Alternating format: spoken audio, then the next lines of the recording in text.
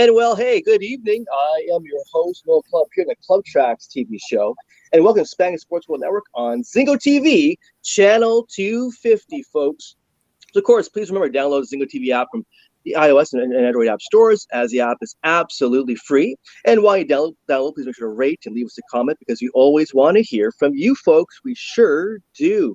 And Zingo TV is also available on Google Chromecast, Amazon Fire, and Fire TV sticks. Roku and Roku sticks are also available on all smart TVs from 2016 forward. Hey, thanks, guys, for joining us here on the show on your Sunday evening. And it's that time to introduce my awesome, super duper cool co-host, co-anchor man. So here he is, joining us live from East Village of New York City. Please welcome the one and the only lead singer, and of course, a very powerful lead singer, and rhythm guitarist of the band, The Handful. Please welcome Mr. Mark, cool dude, Duda, to the Thank show. You. Welcome. I appreciate you. Appreciate you guys both for having this conversation tonight. Yeah. I think when I started co-hosting with you, Holly had to be one of the first guests that we had together, She's up there. Yeah, she's up there. Yeah, you're right. Yeah, so it's been a while, and I think there's been a few things have happened since then, which is cool. I thought first it was just the single, but then I saw there was a whole record in 2021. So that was nice, and good to see you made the most out of the pandemic and were productive. Yeah. It was wonderful. So I'm looking forward to getting into it. Well, righto, guys. So, hey, let's formally introduce her, shall we? Our awesome guest here on the show this evening. So, she's a Canadian jazz, pop, rock artist and singer-songwriter. Originally from very beautiful H.E.R, Ontario, Canada, folks. And, of course, we've talked more about her latest greatest single, that is, which is called Modern Nostalgia. Please welcome the one and the very only Holly Clausius to the show. Welcome, Holly. How you doing? Hi, good. Thanks so much for having me. Yeah, absolutely. So, how you been doing? How's your weekend going so far? Pretty good. I went to a spa today, so I'm nice and relaxed and very good. I like it. Yeah. Very cool. So, kind of getting caught up with you guys the second time back here on the show. Basically, maybe can let us know. You grew up in H.E.R, Ontario, which is located just outside of beautiful London, Ontario. So, what was it like for you growing up in H.E.R, Ontario? Yeah, it was definitely a small town, about 4,000 people. So very different than, the city, Toronto, that I'm in now. Mm-hmm. But yeah, I kind of started music there and led me to the city. So yeah. Now, how old were you when you actually left H.E.R and went to made that transition to Toronto, Ontario? After I graduated high school, so I think I was 16 or something, or 17, and then I moved to Toronto. Didn't know anybody there, but knew it's where I wanted to be. Yeah, it's a great place, that's for sure. But going back to your early beginnings and origins as far as music is concerned, so who are your earliest musical influences for you growing up? Who inspired you to pursue music, and who were those bands, who's artists, and so forth? Yeah, so I think music started for me really when I was a very young kid, around 5 or 6 years old, with Disney movies and all those kind of musical styles. And then I started hearing more classic rock and stuff from my dad, bands like Journey and Styx and things like that. And then, yeah, I discovered more of my own style of music probably in high school and college. Yeah, I gotcha. Now, how would you describe your style of music, which was described off the show, which is the jazz pop art or artist kind of origin? So, how would you describe your music to new listeners out there? Because I'm forever genre bending, I would say it's kind of like a singer-songwriter pop with a bit of rock and a bit of soul. Yeah, right on. Which really kind of encompasses, we'll talk on later on in the show, but of course your latest single, but to me, your single I can touch a little bit on all those elements, basically. So yeah, absolutely. Hey, over to my cool co-host, co-anchor here on the show, Mr. Mark Cool Duda. Hey, right on. Thanks, Noel. So, when I first got the press package, I really thought, because it wasn't all that long ago since we spoke, that it was really just the new single, Mm-hmm. And we're going to get to that. I know that's brand new, but there was an album in there, Rose Garden from 2021. And I know this isn't the record because I remembered that you had the cover with the sunflowers and everything else. And so This is something different. So you found a way to be very productive the last couple of years, even though that was a challenge. So um, did you have the songs lying around where you just have enough material where you were able to just record that? Or was it like, I have time, I've got to sit down and record to do something? Was it a response to the pandemic? How did the impetus come about for that record? So it was a bit of a mix of both. I would say I had some of those songs that I've been playing for years that I wanted to record. And Yeah. then I would say half of the other songs came from, I was doing like a writing challenge every day for the month. So some are from that. And then the last song was just kind of written when we were recording. It came to me. So yeah, a little mix of everything in one. Yeah, no, that's very cool. Yeah. So, but I mean, it really ultimately you found a way to be productive, which pretty much either you did that or you kind of just wallowed in the misery of it. So a couple of things when I listened to this record, first caught me was the two in a row, long gone, right? And Mhm. latch, those songs I think go back to back, maybe 3 and 4. But so long gone, right? So I already knew this sort of, chanteuse sort of cabaret aspect to your performing and everything else. But this hit me more like Grateful Dead. It hit me more like a little more festive. It sounds like, it's interesting because you don't use a lot of drums. You grab your rhythms Mhm. from whatever instruments, Mhm. right? And kind of mold them around your vocal. But Mhm. I thought was cool. It reminded me a little bit of like the Deady type of guitars. But then when backing vocals are important to you. And I remember this from the first record. So you Yeah. have a pretty prominent um, backup vocal arrangement with that as well. Is that Mhm. something you write, or did you work with somebody else to do that? How did they get fleshed out? Yeah, I usually write all of my harmonies and kind of just like layer them on top. But for Long Gone specifically, I had two of my friends, Alex Willett and Parmita Van, do some vocals. So it's kind of like three of us just messing around. It sounds great because it's happening in like this folk rock vibe, and all of a sudden it gives you like a little, I don't say barbershop, but a little something, something that's kind of generational in a different way. So I thought Mhm. it was a fusion you don't hear that much. Mm. And then I really liked the song Latch that was after that. To me, you had like that 70s folk rock vibe going. It reminded me a little bit of America. And then you got a little gritty on the vocal, like Melissa Etheridge or something. So I hear that little piece of rock in you come out there that I Yeah. don't think I had heard so much before then. But as you said, that's one of your influences, right? Mhm, mhm. Definitely. Very cool. So those things I thought were great. What do you mean, when you say it's so easy to latch? Like, where does that come from? What do you know what I mean? Yeah, so the song Latch specifically was kind of written about a few friends and people in my life who had struggled with like addiction. And I Right. think, that line, it's easy to latch, is like before you know it, you could be in an addiction and don't even have that title for yourself. So I wanted to kind of say how easy it is to fall into those things. Yeah, it's true. And also, it's particularly easy to fall into those things during the pandemic. Whenever Yeah. we had Yeah. Well issues, put. right, Well put. or faced with other challenges, it makes those issues kind of shines a spotlight on them. And Yeah. Yeah. it's in the United States, in Canada as well, in Europe. We're all sort of making a lot of bad decisions collectively. Very So that's well put, Mark. cool. Well put. Yeah, and I also really like the song Clement. It's a really good record, but Clementine made Thank me you. smile. It's got a playful, sort of flirty vibe. Yeah. Um, Mhm. so, who or what is Clementine? What is this song about? Yeah, so Clementine was a song, it was the last one that I would mention that we just kind of wrote when we were done recording. And I wanted to write a song for my childhood self, because there's all these songs growing Nice. up that I listened to that were, liking boys, but there was never a song about liking girls. Kind of give that opportunity for kids growing up that are queer or being or gay, so they could have that, song they sing in middle school.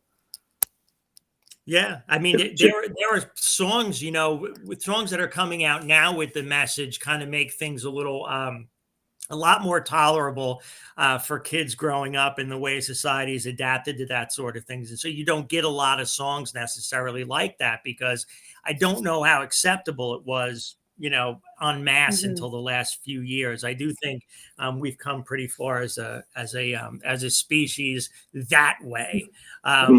Ways we probably haven't, but cool. And now, are you back out playing live yet?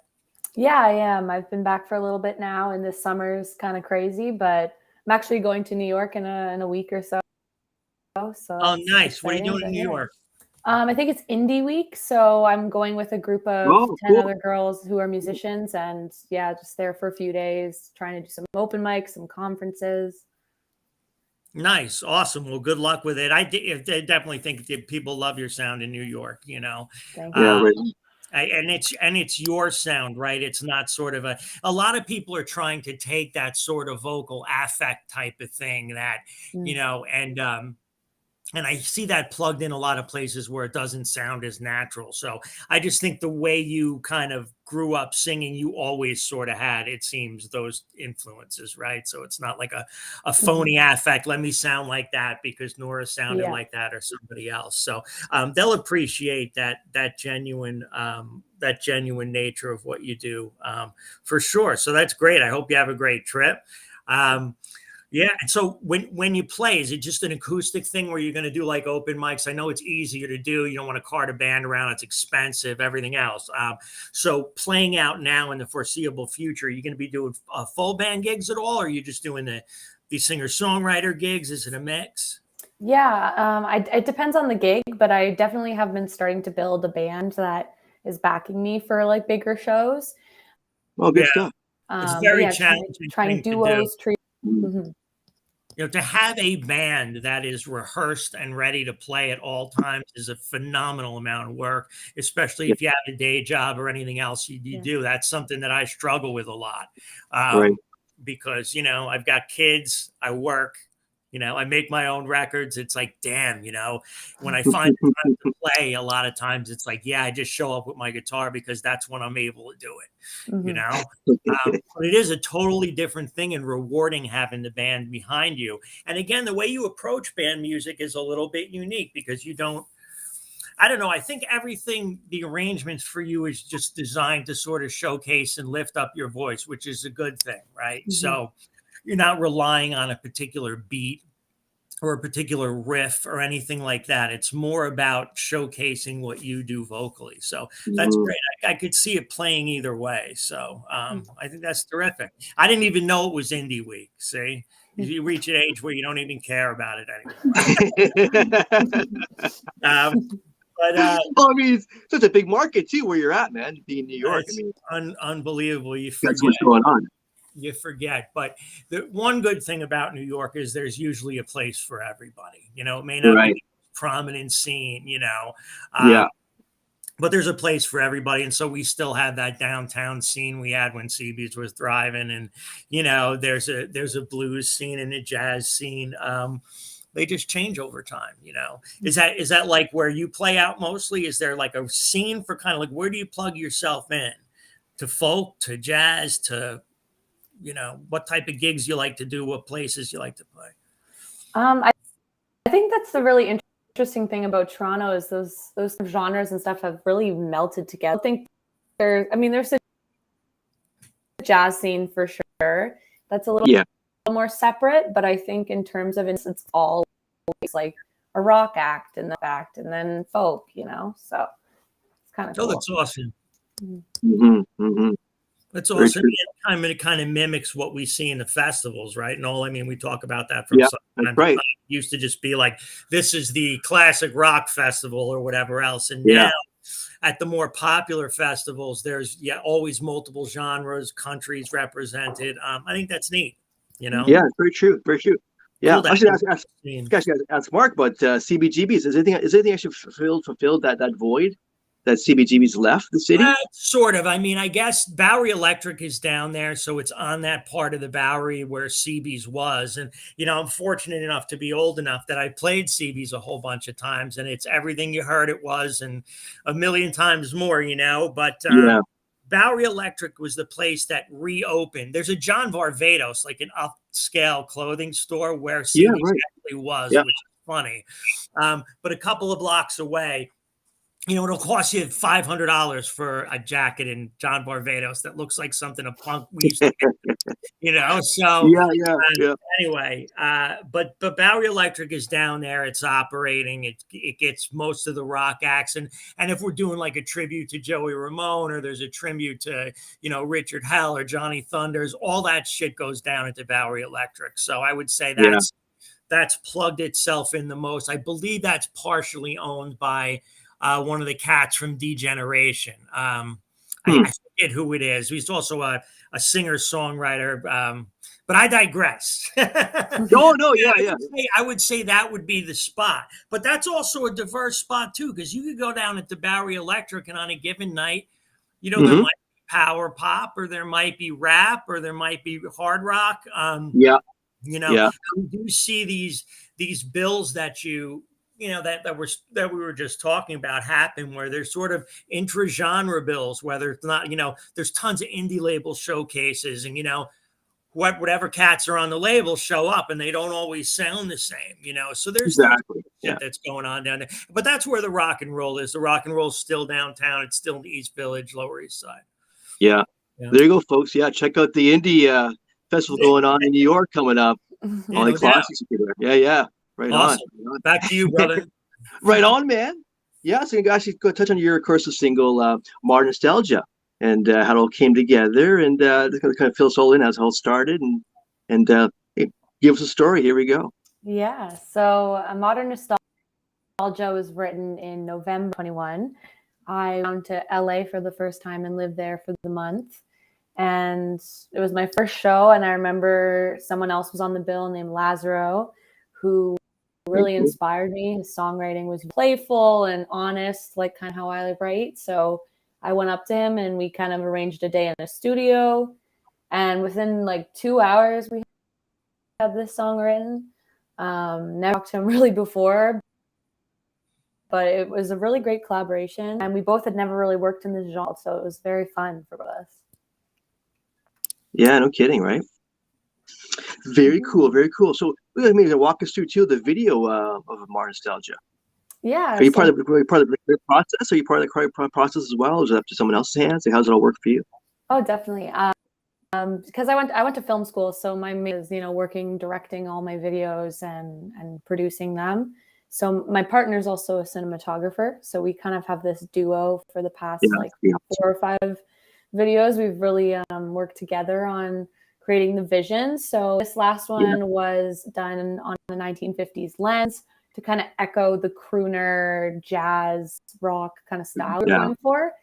And it's a performance video. It's done in like a studio, white wall. And we just had a great playing the song and just performing it really in that 1950s getup.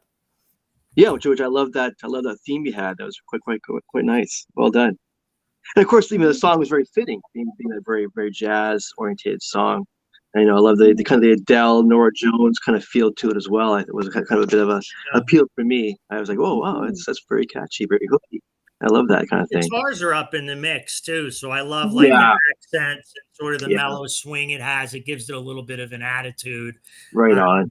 And you're using guitars rhythmically in a way that a lot of people use percussion. And that's interesting to me on that song. Very unique. I also heard it on the record before that. It kind of sounds like you're becoming comfortable with who you are artistically, or there's more cohesion to what you're doing. Well put.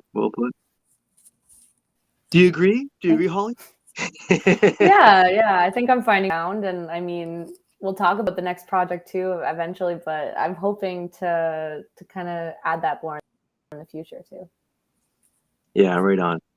Yeah, we both love your style. Again, it has unique points to it, and we're both glad you're kind of put more focus on those elements too, because that makes you special and unique and stands out compared to other artists and other music out there. So, yeah, that's when really you're first trying to get playlisted, that's tough, right? If you have it's like you have, and I think when I was looking at your profile today on on iTunes, I think you have one album that's categorized as folk rock, another one that's categorized as pop, and something else is jazz. And when you sort of define easy categorization, it can be challenging to get playlisted. Are you finding that it's hard to sort of cut through and find out, where you, because those algorithms, right, they want to find somebody who likes music like you and play them that's it's a huge challenge. I mean, do you know anything about that? I don't know jack shit. That's why I just complain about it. My songs turn up under like heavy metal to like, classic rock. And I'm like, it's the same thing, but do you find that has that been weird for you or a challenge in any way? Yeah, definitely. I think whenever you're going to choose to be diverse in your genre and not stick to title, you're going to get back, like a little push back. Like, I think they really want you to just stick to pop or whatever it is. And I honestly don't really care if they want to put me on a playlist. That's great. And it does help, but I'm not going to try and be one thing just to please the algorithm. Right. It could all sound like you, but protect, maybe in somebody's other category. But there's artists like, even if you go back to like Maroon 5, or The Weeknd or whatever else, that sort of incorporate a lot of different ideas, but they do it in a way that it always sounds like them. So it's almost like, you're making your own thing that way. So I can dig that. You have a mix of stuff that's a little bit different. Very true. Do you listen to like the French, like girl singers of the 60s or any of that kind of stuff? Like the Francois Hardy stuff or any of that? I think you might like some of it if you haven't heard it. I don't know. Just throwing that out there. Okay. Yeah. It's a good one to throw it there for sure. Right on. Yeah, right on.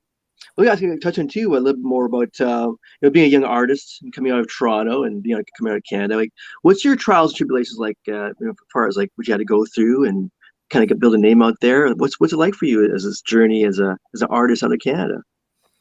Yeah, it's been interesting. I think because I actually moved here to go to school for acting, there was definitely a transition between this auditioning and focusing on that career to switching over to music.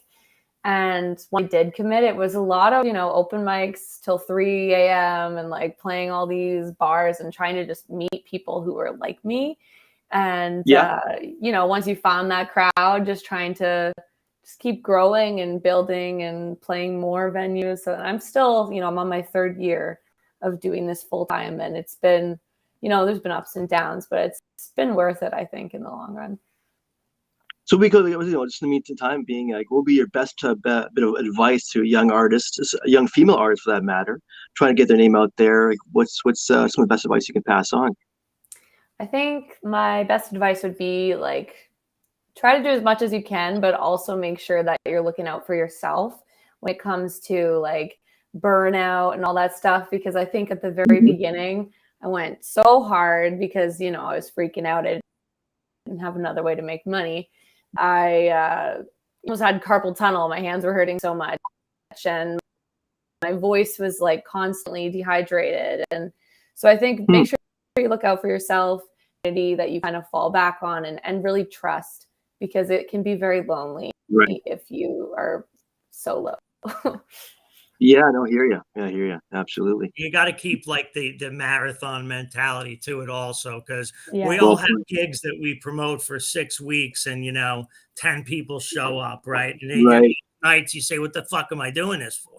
You know what I mean? And you're pissed about it, but you go back because you can't help it. And then over time, right, there's less of those nights, but happens for everybody. Yeah, definitely. Just by putting yourself out there as an artist, just by getting up there and saying, oh, hi, I'm going to play and sing this song for you that I wrote. You're already putting yourself way out there. Absolutely. Very vulnerable. Yeah, if you're going to do it, if the gravity of what you want is so much bigger than your fear and you can do that, awesome. If you can keep doing it, even when you do promote a gig for 3 weeks and 6 people shows up, that's necessary because it happens. Yeah, well put, man. Well put for sure. Oh no. What was the most challenging part of the pandemic for you, Holly? I think the most challenging thing is right before the pandemic. I know we talked about Sunflower last time I was here. Everything kind of felt like it was going up. You know, I had my album or my EP coming out, and then the pandemic happened. It was just kind of struggling to get back that motivation of, okay, how do I get excited about a project when I don't even know if I'll be in a theater to play it for people or whatever. Right. So that was probably the biggest struggle for me. And right, to get any scene going again, everybody's got to start showing up again, whether or not you have a gig or you're playing.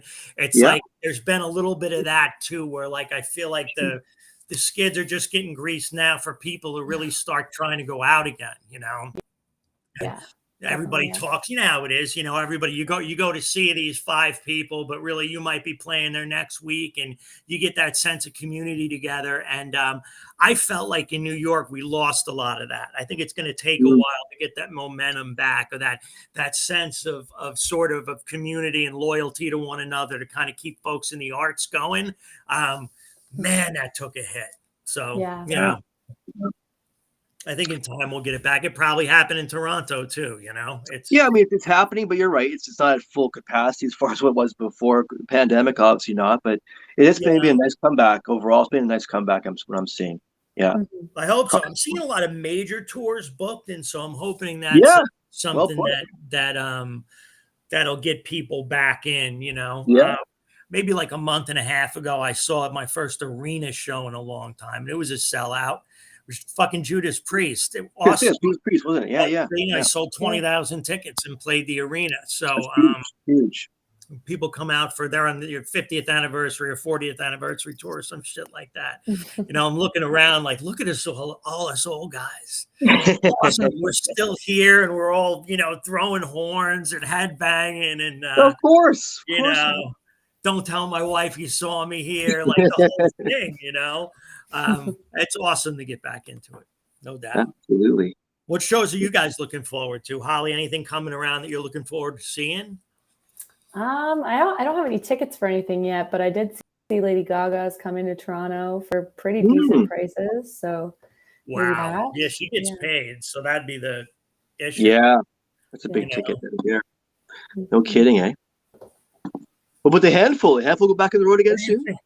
Well, I think I don't know if I told you this, but what I had gotten a release date for my first solo album, my first full-length solo album, and then we had an offer to put out the Handful album. So we're going to put out the Handful album, and even though I finished it first, the solo record's coming out first. It comes out next month, and we hope to get the Handful record out by the end of the year. Yeah. By the end of the year. Okay. So shows maybe for the Handful later on. Right now, like I'm not, you know, I'm not Steve Tyler, so I'm not going to get out here and sell the solo album and the album at the same time. I'll exhaust too much good faith. Oh, that's burnout right there. Let me put the solo album. I know it's good. I've got, you know, they're both great. I mean, I've got, you know, a bunch of ringers on it.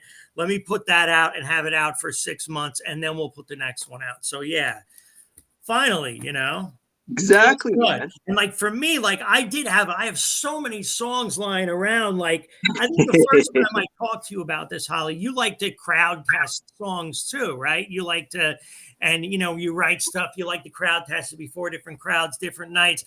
And really from that, you pick the subset of songs that you record, you know? I had this one song I recorded for the new album where somebody that's known me for years was like, you know, what's my favorite song you do? Mentioned the song and said, what album is that on? I said, it's not on an album. It's just one of my songs, but I never did it, you know? I decided to do it for this record. But it sounded like when you were talking about your writing that you might have some of those too, right? Songs you played live before, but are not on a record yet. You have those, Holly? Yeah, that was Strawberry Blonde also. That's on Rose Garden. Played that for years. And like, now not even really applicable. People are like, that's like my favorite, and like same thing. It's not out anywhere. Might as well give you guys the opportunity to listen to it after the show. Yeah. No, I love that. That's great. So it's like a little bit back to why you're coming to New York. Is it like a songwriting collective or just an informal group of people you're coming over here with, or what's your trip here about? So this is a group called Honey Jam, which I auditioned for last year, and it's basically a Nice. program where they just help women in music under 25. I Mm, played the okay.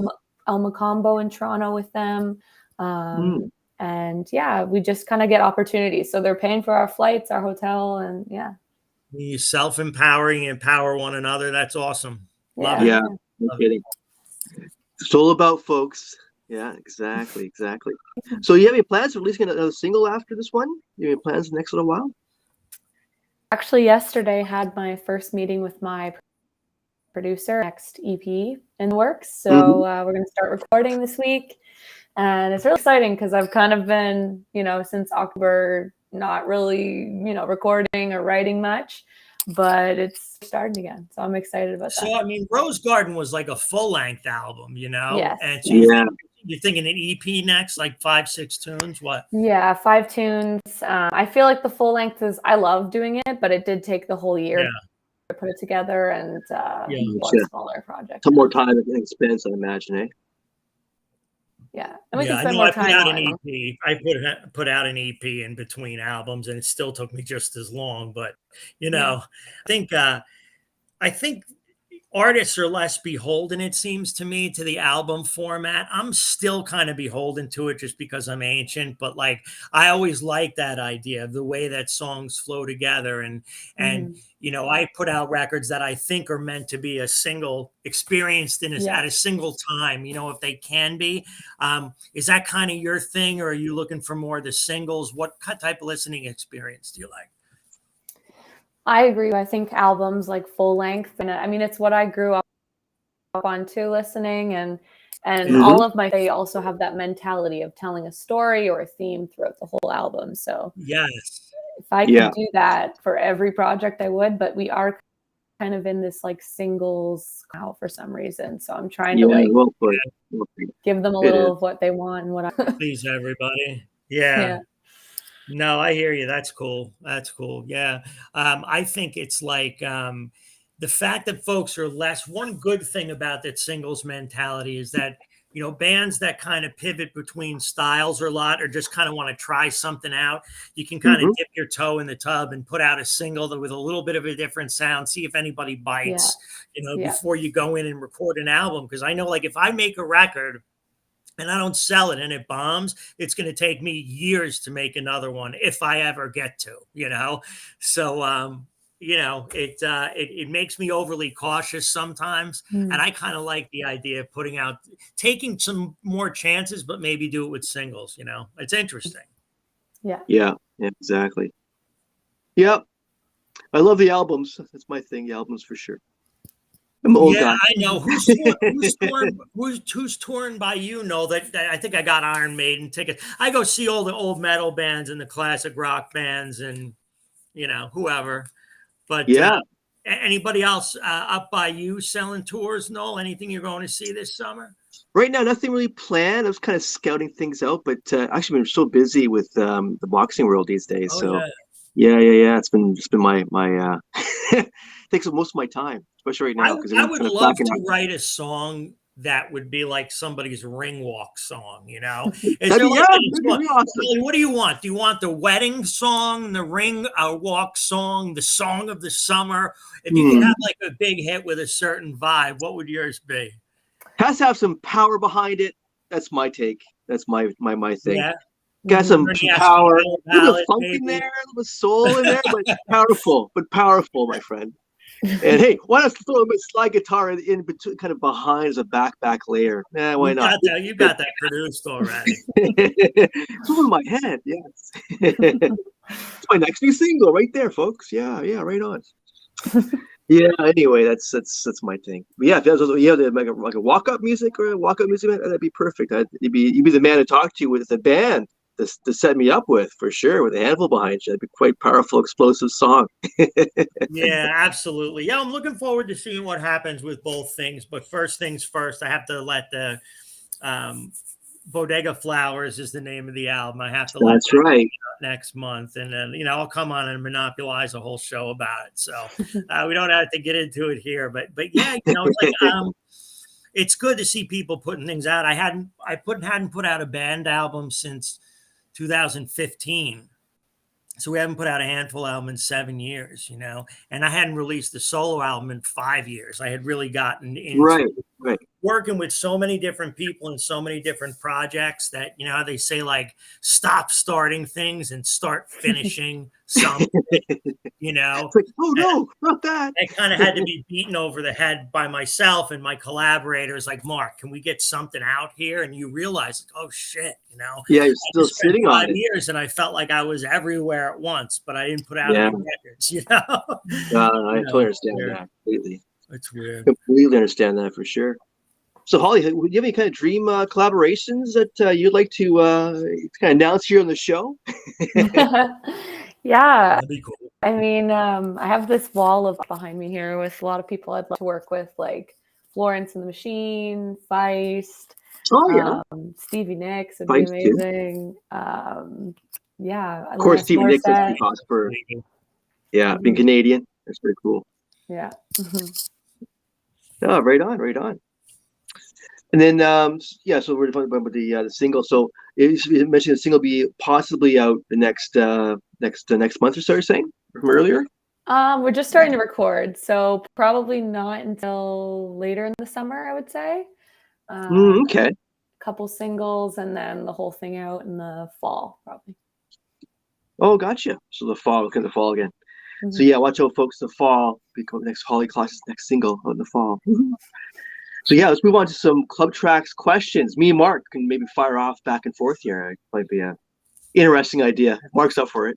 If Mark's up for it, if he's up for it. All right. Ready? Beatles or Stones? Ooh. Beatles, of course. Yes. How about you, Mark? You agree? Beatles, Stones? I agree, but there's no wrong answer there. There's no wrong answer. No, of course not. No, but I agree. I'm a Beatles guy as well. Yes. Yeah, all three of us would say yes. Beatles for sure. Mm-hmm. Fast or slow? What? Slow, probably. Slow? Okay. All right. Gotta ask it, sex or drugs? I guess sex. I don't do drugs. Okay. All right. Okay. And that's fair. I mean, there's drugs is more of the least amount of work for the maximum reward, which isn't as good as sex. But you got to be willing to do a little work, right? So that's fair. Anything worthwhile requires some work. Good answer. That's right. You're right. Yeah. Amen. Okay. Sir. Amen to that. Amen to that. Right on. Right on. God or science? Love that one. Science. How about you, Mark? What's your call there? Oh man, my head says science, but my heart says God. The older I get, the more spiritual I get. I don't want to be wrong about something and then especially this one, yeah. I was raised in a Catholic church, and I got put off to organized religion because of the inequities in that church, women, homosexuals, everything else. So, but I did start getting a little bit involved when I got a little older, Yeah. Realized no person or institution is perfect. But anyway, at this stage of my life, I'm going to say God. I'm a little surprised every day I wake up. Yeah, right on. That's my call too. That's my call too. Well, back over to Mark. Fire away. I don't want to ask that one. That's a little too. Yeah, your call, my friend. You like to track music or mix it from live performances? If your preference, probably to track it. Okay, interesting. Mm-hmm. That is actually. Mm-hmm. Yeah. How about you, Mark? I'm sure it'd be more live, right? When I tracking, I can control everything the way I want to control it. Mm-hmm.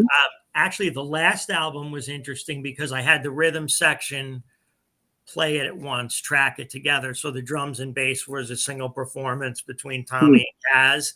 And then I laid the other shit on top of it. But I like to track for the control of it, Right.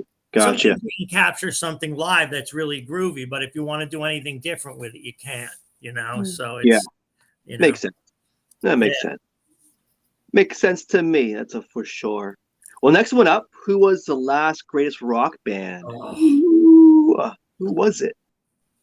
Of course, this is all subjective. Yeah, it's a question because I think there still are great rock bands that are out there, but I guess The last greatest rock band, to make it clear here, is the last greatest rock band. Who was it? In your opinion? I think I'm going to say Queen just because that's the only one Great coming to my answer. head right now. It's a great answer.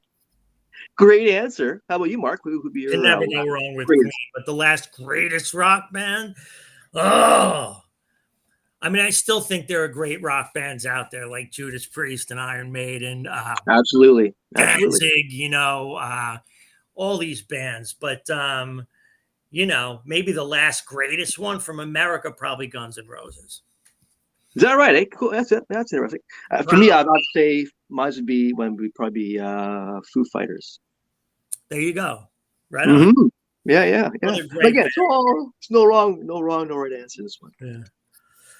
What do you guys think about? Like, I heard a song the other day, and this was in the news. It was somebody had written like an AI program to produce music in the style of people who were deceased. So they would sample. This one was Frank Sinatra. They would sample him making basically every sound he ever made and was recorded making. And you can write a song and have like, it's him singing it. It's his syllables. It's everything else, but it's computer generated. I thought it was a little morbid. And then I started thinking about, well, you can go see concerts now where it's like a hologram of Tupac or like a hologram of Ronnie James Dio or whatever. And they have these bands touring around doing that. I didn't feel good about it, but I was wondering, how do you guys feel like about that stuff? You think it's morbid? You think it's okay to do? Michael Jackson's family did that too, No, it's a great point. How about you, Holly? What's your take on that? It doesn't, as a performer, it doesn't really feel right. I think I would want, even like I want to leave a legacy or whatever, but I do think there's something icky with making money off of people that are already dead. And there's a reason, like, for example, Amy Winehouse like didn't release certain songs or music, and for people to want to do them just doesn't feel right. Yeah, or when the artist dies and they're kind of like digging through the boxes, and there typically would be reasons why those songs didn't find the light of day. And I think I think if she didn't put something out, she probably didn't want it out, Yeah, exactly. It's weird. It's like it's from feeling like you need to respect the artist's integrity and saying, well, do their family and people have a right to earn money off them, which I guess it's a little weird to me, just curious. Well, I agree. I totally agree with you. This would be the place to talk about that. So right on. Now that I've gotten us wildly off track, it was a great point because that's something I can see happen in the future where we have all these classic bands and artists. Somebody might come along with lots of money and IT behind them and have a vision. Write an algorithm that duplicates the songwriting process and just spit out a song in the style of Led Zeppelin, the style, whatever. And Beatles and like Stones and a cheapening of this craft of songwriting. And I think it's like so offensive as a songwriter that somebody could write a computer program and then be able to copyright the sounds that came out of it. It's just mind-blowing to me. I've heard once it actually something was released not too long ago. So a little small segment I remember hearing. It wasn't very good, but it's just very generic. It was like elevator music, like generic. It was nothing really interesting. I can't remember the combination they had, but there was actually something that was actually released not too long ago. You would expect it to be anesthetic like that, wouldn't you? Because there really wouldn't be any actual life in it. No heart, no feel. Yeah. And no soul. Has no soul behind it, right? No. Let's play the decades game. See, I don't want to give it. What's your favorite decade? 70s, 80s, 90s, 2000s, 10s? I've lived in all those, and so I don't think you've been alive in all of them. But so, out of where you've been around, what was your favorite time in your life? Like, what are you nostalgic about? I was gonna say the 70s, but I wasn't around. Feels like I'm from that era for some reason. I love the fashion too, though. I hear it in your music. You like the fashion of it as well. That's cool. Yeah, the fashion. My house is filled with furniture like that. We had another guest on here who was a founding member of the B-Girls, Cynthia Ross, and she was talking to us about, I referred to something as fashion, and she said, that's not fashion, that's style. And I've never really understood what she meant. We're going to have her back on. I'll ask her, but what do you think the difference is between fashion and style, Holly? I think fashion is the clothes and style is how you style them. So what you put them I think you're probably together right. with. Yeah. That's a great description right there. Yeah, it's nail on the head. You know, and that was interesting. And I remember what Cynthia saying to me, anybody can buy your CDs or download your music, but when they come to see you, they come to see you. So how do you, how do you look? Do you are you all in on this? Is this just like who you are? Or do you have separate stage clothes and stuff like that? It's who I am for sure. Like, I mean, you'll catch me wearing a bold eye look literally when I'm just self, but I think there's definitely outfits that I buy for big shows that just give me confidence for sure. Nice. Or shoes or whatever. Yeah. Absolutely. Right, because most of the bands are popular live, they're hardly playing note for note what's on the record. It's more about an experience different from the one that, you know, there's always that guy, like I had these friends, like there's always that guy that's like, sounds so much better on the fucking record. Of course it's going to. They can't go out there and, you know what I mean? What's cool about seeing them is that it's different, it has its own unique energy, but, you know, the band, you know, to expecting a band to produce note for note's a little unreasonable. Yeah. Oh, totally. Yeah. I saw Steely Dan, they played like that. I saw Rush, they played like that, but there's not too many cats that play that way. You know, that's a higher level of, you know, their ability to play is amazing. Yeah. Yes. Yeah. Way. They're a stratosphere. As musicians in stratosphere. Absolutely. 100%. 100%. So Holly, what would be the what album or single in your whole lifetime that had probably the biggest impact on you? I would probably say Rumors, just because it was like an album that I played a million times. Nice. A more recent one would be The Reminder by Feist. But yeah. Oh yeah. Yeah, I love Rumors. About Feist when I had children because she was on Sesame Street. Love that. Like I know her. Yeah. 1, 2, 3, 4 monsters walking across the floor. I don't know what her real song was, but that's what she was doing on Sesame Street, and my son loved it. Anyway, I'm ancient. Sorry, but no, it's all good, man. Bad moment. It's all good, man. Yeah, I hear you, man. Tomorrow's my birthday, so I'm gonna feel a little bit ancient tomorrow myself. So anyway. Oh boy. Yeah. Yeah. Oh boy. Anyway. We got hosts that are more than a century of experience. I love there you go. Yeah, half a century experience right there. Which makes it a full century you and I together. There you go. Well, not quite there. 1 year shy of that one. That milestone. 1 year shy of that milestone, but it's not too far along. Yeah. It happens, dude. It's better than the alternative. Exactly. Well, speaking of another old great one, though, like way greater one than me. Awesome guy. If you came across the missing tapes of David Bowie, would you claim as yours or not? I wouldn't claim them as my own. And yes, David Bowie's behind me as well on the red poster. Right on. Right on. Yeah. And now David Bowie reinvented himself a lot. So like you have different eras depending on who he's playing with. There's the stuff he did with Earl Slick, you know, there's the, you know, there's the Spiders shit. There's also like, do you have a favorite era of David Bowie? I do think like Ziggy Stardust, like that era is probably my favorite. Yeah, beautiful. As well. Lightning Bolt. Yeah, agreed. That's my favorite period too, was Ziggy Stardust, big time. How about you, Mark? What's your favorite period? Yeah, probably Ziggy Stardust as well. Yeah, it's such a creative time, eh? And even the whole story has. So I won't get into too much here, but it's the whole story behind it, how it all started, and tour started in Cleveland, Ohio, and anyways, so like the New York Dolls had a similar type of energy. You know, it's funny. Yeah. There were things going on at that time. Very creative time. Sort of at the birth of glam, you know, that did have sort of a mutual thing that resonated between them, you know. So true, right? I've always liked Johnny Thunders and a lot of players that came out of those. Yeah, no, so true. That glam rock period had so many Roxy Music as well, and T-Rock, there. Yeah, it's great. Amen. Yeah. So many great acts. You play guitar at all, Holly? I see the guitar behind you. Yeah. You Acoustic play would be guitar my, and keys? yeah, keys I So- just started in January, but yeah, Really? getting better.